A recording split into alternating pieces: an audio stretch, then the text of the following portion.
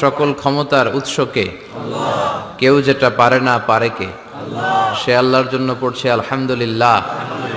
আওয়াজ করে সবাই পড়েন রব্বানা লাকাল হামদ হামদান কাসীরান তাইয়িবান মুবারাকান ফীহি ইয়া রাব্বি লাকাল হামদু কামা ইয়ানবাগি লিজালালি ওয়াজহিকা ওয়া আযীমি সুলতানিকা লাকাল হামদু বিল ঈমান লাকাল হামদু বিল ইসলাম লাকাল হামদু বিল কুরআন। আমরা প্রশংসা করলাম কার? জিকির করলাম কার? সব সময় প্রশংসা করতে হবে কার? প্রশংসা করলে খুশি হয় কে? আল্লাহর প্রশংসা করলে আল্লাহ খুশি হয়ে যায়, ঠিক কি না? আর শয়তান বেজার হয়ে যায়। আমরা কার খুশি চাই? নাকি শয়তানের? শয়তান যত কষ্ট পায় তত আমরা খুশি। কথা বলেন। শয়তান এই পৃথিবীতে সবচেয়ে বেশি মাজলুল হয়েছিল, অপদস্থ অপমানিত হয়েছিল দুইটা দিনে। এক হচ্ছে বদরের দিনে সে সবচেয়ে বেশি অপমানিত হয়েছিল। বদরের ময়দানে যখন আকাশ থেকে ফেরেশতা বাহিনী মুসলমানদের সাপোর্ট করার জন্য একে একে নামছিল, তখন শয়তান নিজেকে সবচেয়ে বেশি অপমান বোধ করছিল। আর দ্বিতীয়ত শয়তান সবচেয়ে বেশি লাঞ্ছিত হয় যখন আরাফাতের ময়দানে আল্লাহ তাআলা লক্ষ লক্ষ বান্দাকে ক্ষমার ঘোষণা দেয়। সুবহানাল্লাহ কইবেন না? খায়রু আইয়ামিল আরদ, পৃথিবীর সবচাইতে শ্রেষ্ঠ দিন কোন দিন? আরাফার দিন।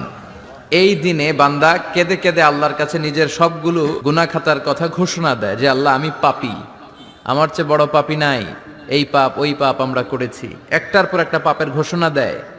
আর আল্লাহ এত খুশি হতে থাকে, সব শেষে আরাফার দিনের সূর্য ডোবার আগেই আল্লাহ আরাফার ময়দানের হাজীদেরকে মাফ করার ঘোষণা দিয়ে দেয়। এই দুই দিন শয়তান নিজেকে সবচেয়ে বেশি অপমানিত ফিল করে, অপদস্থ ফিল করে। অনুরূপভাবে 365 দিনের প্রতিদিনই বান্দা যখন আল্লাহর কাছে ক্ষমা চায় আল্লাহ তখন খুশি হয়ে যায়। সুবহানাল্লাহ পড়েন। আর শয়তান নারাজ হয়ে যায়। আমাদের মিশন হচ্ছে আমরা আল্লাহরে খুশি করতে চাই, আর শয়তানের বিরুদ্ধে আমাদের অবস্থান। চিল্লায় বলেন ঠিক কিনা? এজন্য সব সময় প্রশংসা করব কার? শুকর গুজার হব আল্লাহর জন্য, ঠিক কিনা? বিশ্বনবী বলতেন আল্লাহুম্মা জাআলনি সাবুরা ওয়া জাআলনি শাকুরা ওয়া জাআলনি ফি আইনি সগীরা ওয়া ফি আয়ুনিন নাসি কাবীরা। হে আল্লাহ, আপনি আমাদের ধৈর্যশীল বানান। আমাদের ধৈর্য নাই, অল্পে আমরা অস্থির। আছে না নাই? এই দেশের মানুষ খুব বেশি অস্থির, বাংলাদেশের মানুষ খুব বেশি অস্থির। আমি পৃথিবীর অনেক দেশে ঘুরেছি, সেখানে দেখেছি মানুষজন খুব ধীরস্থিরভাবে কাজ করতে পছন্দ করে। সুপার শপে যদি কিনতে যায়, they maintain the queue in super shop. Super শপে লম্বা লাইন, সবাই যে ওখানে ভদ্রভাবে দাঁড়ায়, একজনের পর একজন যাবে। টিকিট কাটতে যাবে, লম্বা লাইন, একজনের পর একজন দাঁড়ায়, একজন যাবে আরেকজন। তো ওখানে যদি কোনো বাঙালি থাকে তখন দেখা যায় তার অস্থিরতা। কেন সামনে এত লাইন, এত সময় লাগে কেন, আমি কখন পাবো, আমার কি হবে? অস্থিরতা আছে না নাই? মানে সে পারে না সামনে সবাইকে ডিঙ্গিয়ে আগে যে টাকা পে করবে, আগে যে টিকিট কাটবে। এই অস্থিরতা আমাদের কমাইতে হবে, ধৈর্যশীল হতে হবে। গোটা বিশ্বব্যাপী আমাদের এই বাংলাদেশের মানুষের এই বদনাম যে আমরা অস্থির প্রকৃতির, আমরা ঠান্ডা মাথায় ভাবি না। ঠান্ডা মাথায় ভাবতে হবে, ধৈর্যশীল হতে হবে। ইন্নামা সাবরু ইনদা সাদামাতিল উলা। বিশ্বনবী বলেছেন বিপদের প্রথম ধাক্কায় যে সবর ধারণ করতে পারে সেই তো সবুর। এজন্য বিশ্বনবী দোয়া করতেন আল্লাহুম্মা জাআলনি সাবুরা, আল্লাহ আপনি আমাকে ধৈর্যশীল বানান। ওয়া জাআলনি শাকুরা, আপনি আমার শুকরগুজার বান্দা বানান। বিশ্বনবীর চেয়ে ধৈর্যশীল, বিশ্বনবীর চেয়ে শুকরগুজার পৃথিবীর কেউ আছে? কথা বলেন। এমন তাবৎ কোনো অত্যাচার নাই যে অত্যাচার বিশ্বনবীর উপর করা হয় নাই। বিশ্বনবী মক্কার জামিনে যখন দাওয়াত দিতে লাগলেন, ওনারে পাগল বলা হতো, বলা হতো তুমি পাগল, বলা হতো মুহাম্মদ একটা কবি, বলা হতো মুহাম্মদ হচ্ছে গণক।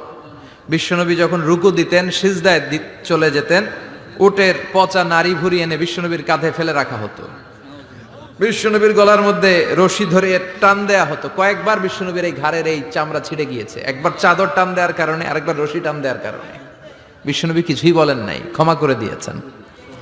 যেই মক্কার শত্রুরা বিশ্বনবীকে মক্কা থেকে বিতাড়িত করেছেন, এবং যেই রাতে উনি হিজরত করলেন, মাইগ্রেট করলেন, উনি কেঁদে কেঁদে বারবার মক্কার দিকে ফিরে তাকায়। আবার যায়, আবার ফিরে তাকায়, মাতৃভূমির মায়া ছাড়তে পারছেন না।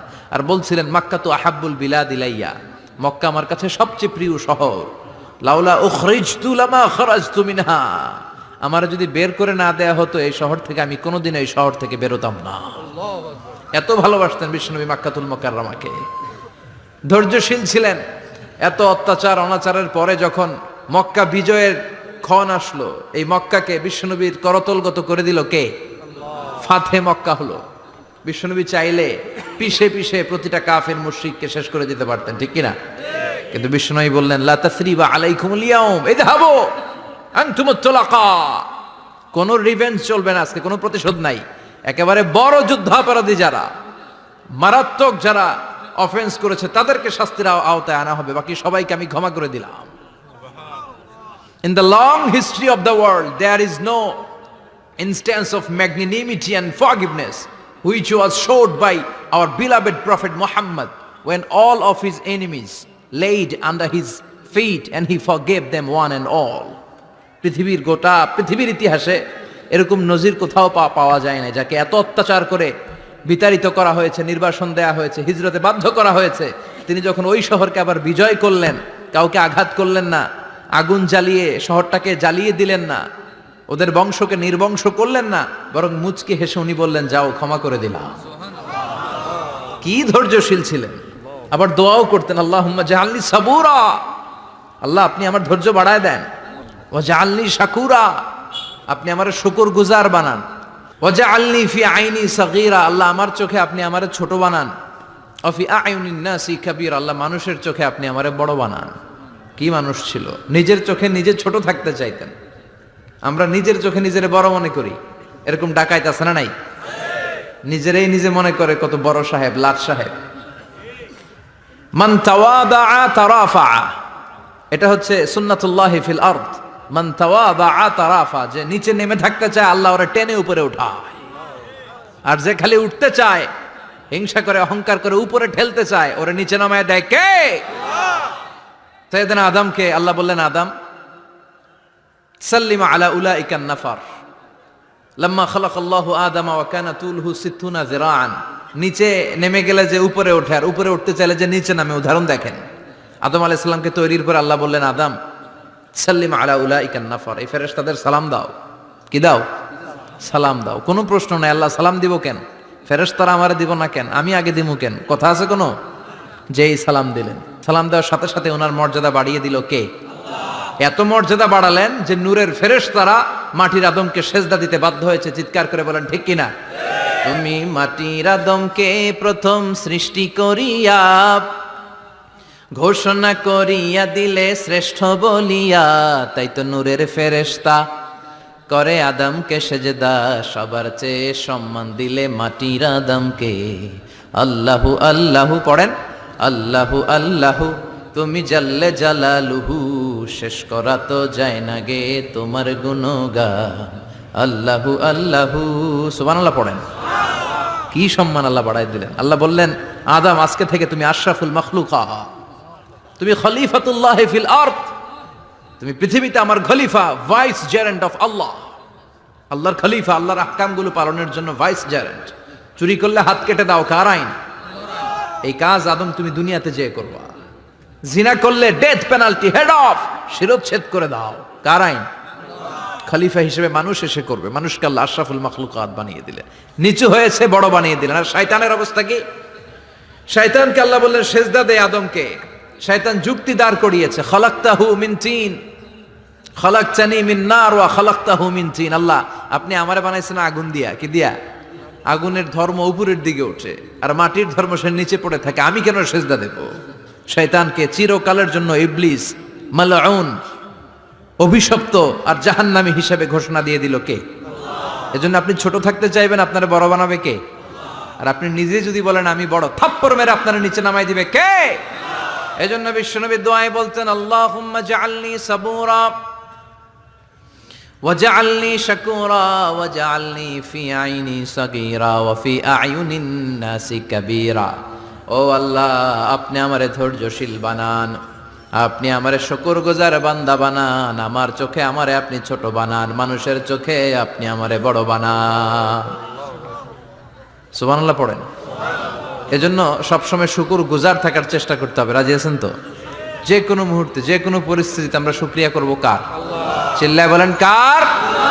আমরা যেন বেশি বেশি আল্লাহ তাআলার শুকরিয়া আদায় করতে পারি। আল্লাহ তুমি তৌফিক দাও। সবাই পড়ি আমিন।